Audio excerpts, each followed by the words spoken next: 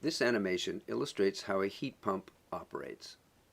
Generally speaking, a heat pump transfers heat from the air in the room to the water in the tank with the aid of a substance called a refrigerant.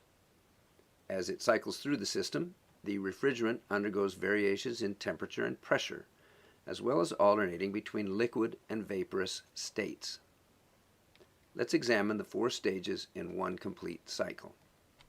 In the beginning of a cycle, the refrigerant is in a cold, low-pressure, liquid gaseous state, flowing through tubes that are exposed to room air. It is colder than the room air, so the heat in the air moves to the refrigerant.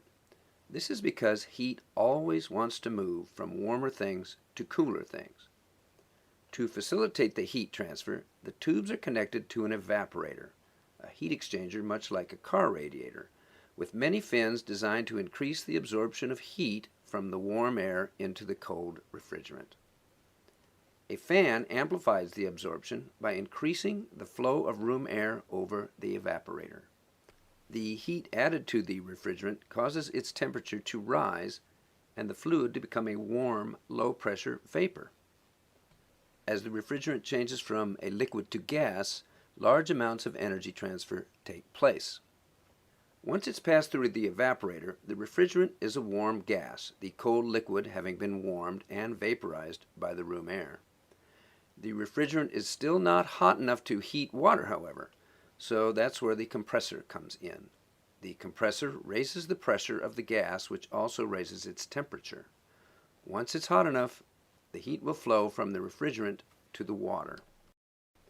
The compressor next forces the now high-temperature, high-pressure gas further along the cycle into another heat exchanger called the condenser. The condenser is in contact with the water, and the hot gas now gives up its heat to the colder water. As heat leaves the gas refrigerant, it cools off below its condensation point and changes from a gaseous state to a high-pressure liquid state. The change from gas to liquid facilitates the large transfer of heat energy to the water. Finally, the now cooler, high-pressure liquid refrigerant passes through an expansion valve. As the refrigerant passes through the valve, its pressure and temperature are greatly reduced. Now cold and in a vaporous state, the refrigerant is once again ready to absorb heat from the room air and repeat the cycle.